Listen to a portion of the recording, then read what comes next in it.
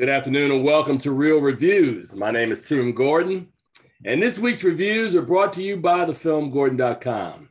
We invite you to experience film through the eyes of a true film addict. Check out all of our film content at thefilmgordon.com. This week on the show, we review The Last Night in Soho. And this British psychological horror film was directed by Edgar Wright with a screenplay by Wright and Christy Wilson Carnes from a story by Wright.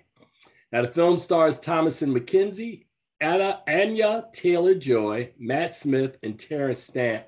And it also marks the final film appearance of Rigg and Margaret Nolan, who died in September and October of 2020, respectively.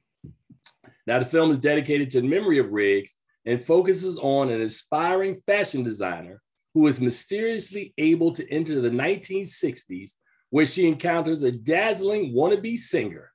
However, the glamour is not all it appears to be, and the dreams of the past start to crack and splinter into something far darker. Now, the story follows a young future fashion designer, Eloise Turner, played by McKenzie, who aspires to leave her small, tiny hamlet for a larger stage in the big city. Blessed with the gift of sight, Elle often sees her deceased mother in her reflection, even though she took her own life when Elle was young.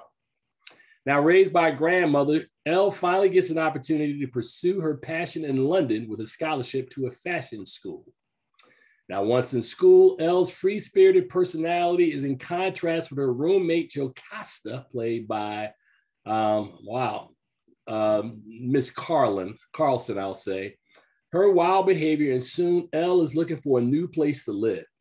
She answers an ad for a small loft room in a boarding house owned by Miss Collins, played by Rigg, who cautiously warns her new renter, no men after 8, while telling her that her house and room has an interesting history. Elle discovers this firsthand when, as soon as she goes to bed, she's transported to 1960s London through the eyes of aspiring singer Sandy, played by Taylor-Joy. She experiences her journey through her eyes as she meets a powerful lover, Jack, played by Smith, and begins a whirlwind relationship as she pursues her dreams. While she enjoys the nightlife through Sandy's eyes, her designs show that she has true promise. But soon her nighttime adventures begin to blend into reality, creating a true paradox for the suddenly paranoid young lady whose story she can't share because she really doesn't understand it herself. Co-written and directed by Wright, he displays the talent that he showcased in earlier films such as Shaun of the Dead, Hot Fuzz, The World's End, Scott Pilgrim vs. the World, and most recently, Baby Driver. His colorful, stylish take on the story is reminiscent of the 1970s horror film J.D.'s Revenge, which also sees the title character being embodied through the spirit of a person from an earlier time and must navigate the various challenges to help them ultimately find peace. Wright gets 2 solid performances from his co-leads, McKenzie and Taylor-Joy. McKenzie has to straddle both wonderment and paranoia as she initially is drawn and later terrified by experiences and challenges of trying to help the spirit channeling the subconscious. Fresh off her Emmy-winning performance in Netflix, The Queen's Gambit, Taylor-Joy adds another impressive performance to her growing collage of memorable characters.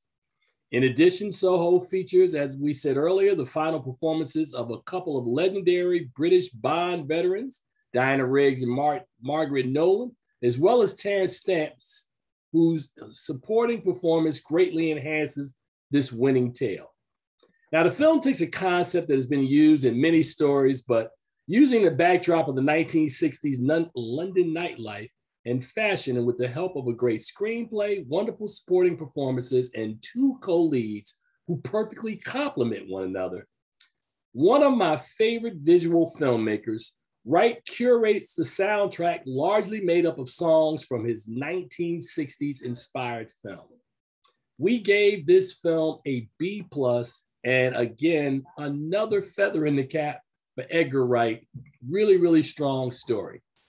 Now, make sure to check out all of our film reviews and film content at The Film Gordon And remember, you can follow us on social media at Facebook, Instagram, and Twitter at Film Gordon. Until next time, you take care.